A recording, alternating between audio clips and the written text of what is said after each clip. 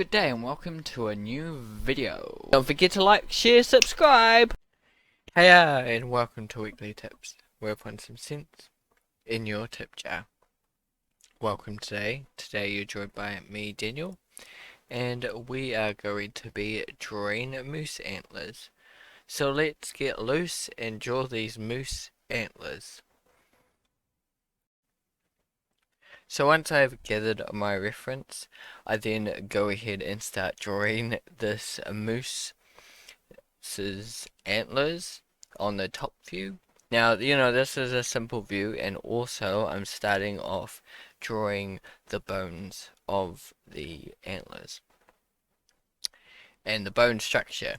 I don't draw the head per se, but this is something you probably see in a hunter's gallery, hunter's house probably, of their prized positions that they have, of their moose that they have hunted, and the deers, because moose are actually in the same family as deer.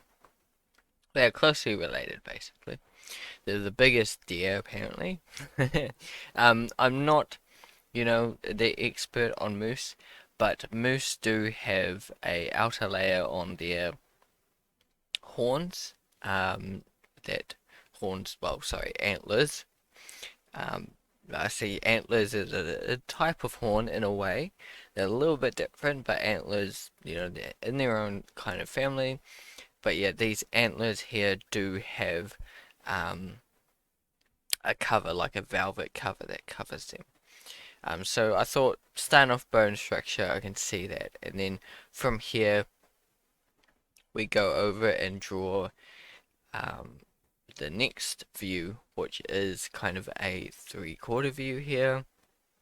It's kind of a side view, but you can see a little bit of kind of the side as well, the inside of it, and you can see the other antler there. I kind of draw these antlers as sets, as two pieces each. Antler drawing I do is a set of those antlers, and this is good. You can kind of, from here you can see the back, the back of it and the front of it, and what that would be like. So it kind of shows you that without having to kind of either find multiple photos of the same, moose or antler at different angles. It kind of saves you from doing that, so that's good to see that this has that where you can see the front view of the antlers, horns, and it saves you. You can see it in different angles. You're kind of drawing the antler in two different angles just by doing this one drawing. So doing it this way can be very helpful, and it can show you kind of the structure, the main structure, and you can see, where it kind of feeds off into, and how many kind of like these kind of long shaped, kind of like carrot-like shapes that they've got going on, that move up, that kind of shape that they're going on. But you can see that kind of shape, what's going on with their antlers, and understand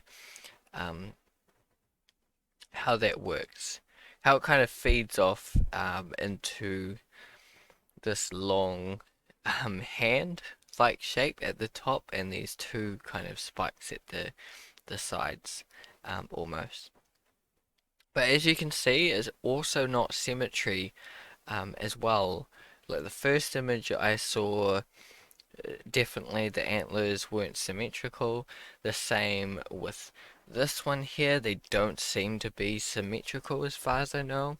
I mean, I can't fully see the other kind of angle of this, but they're not, as far as I can see, they're not actually symmetrical. Or there are differences between the right antler and the left antler. I don't know what it is. I guess it's the same kind of thing as your deers have. Usually they have some sort of fighting, and and other things going on that change their antlers over time, and the other things they've got to do, and also, some to look maybe attract the male. I'm not 100% sure, attract the female, or whatever it is, but maybe that could play in it as well. Then I go into another top view. Now this is a top view, and this is with the velvet on. So this is a live moose with its velvet on top of the bone structure. Now it's got some interesting shapes going on, and also seeing it, maybe I didn't do it long enough, like the horn piece. You can kind of see the shape that it has from this stage. If you draw in the other two shapes, the other two antler angles, you do get a gist of what the shape is like, so that you can take the basic overall shape that you get from drawing these different angles, and you can kind of repeat it in your own sense. You don't have to copy it word for word, because don't forget, every moose's antler is going to be a little bit different, I guess. I don't know if there'll be two antlers that will look like the same. There will be differences. And I don't know what causes that, but yeah, usually there is some differences, as you can see, as it's maybe breeds, maybe um, just where they live and everything like that, in growth spurts and things like that. But you can kind of get the gist of the overall shape, and that's what you're looking for here. As I go into my last view, which is kind of three-quarter view, you can see I've kind of understood the structure, that's kind of like stretches on into one little bit, and the other little kind of antler branches kind of just feed off that overall shape. So I kind of see and you kind of see that, kind of understand it's like a big hand, and then like all these fingers are coming off of it, if that makes sense to you. So that is the shape that I'm looking for. I'm understanding that kind of shape, and if I've got that shape down, it means I don't really need reference, or I can use reference as well, but I don't really need reference from this stage. I can kind of just draw that horn shape, basically, that antler shape that this deer needs. And also, as well, I can kind of change things up if I need to as well. If I think I want to add less, or like smaller kind of branches for its antlers, I can, without making it look a bit too odd. I see that there, it seems to have, those three little bits and at least two more kind of branches feeding off there, usually. So there are limits, but I see what I can do. If I need to, say, make a cartoon looking moose character, or maybe I don't have the best photo in the world, I can fix it up and try make it the best I can, or any, um, or maybe even simplifying an image of a moose's antlers. It's always going to be a confusing word. But yeah, hopefully here you've learnt something today about drawing these antlers. I've done the different views. You can see how I've drawn them, how I approach them, and hopefully you can try to approach them in the same way, and you can learn something from them.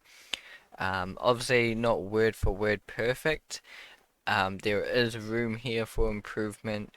But I've only done 4 drawings here, you know, I haven't done multiple pages of drawings. I could keep on improving, doing the same process over and over again, doing, you know, front view, side view, 3/4 view, and keep moving and pushing forward. But I have a general grasp on the overall shape of, you know, the moose's antlers, so I do understand that.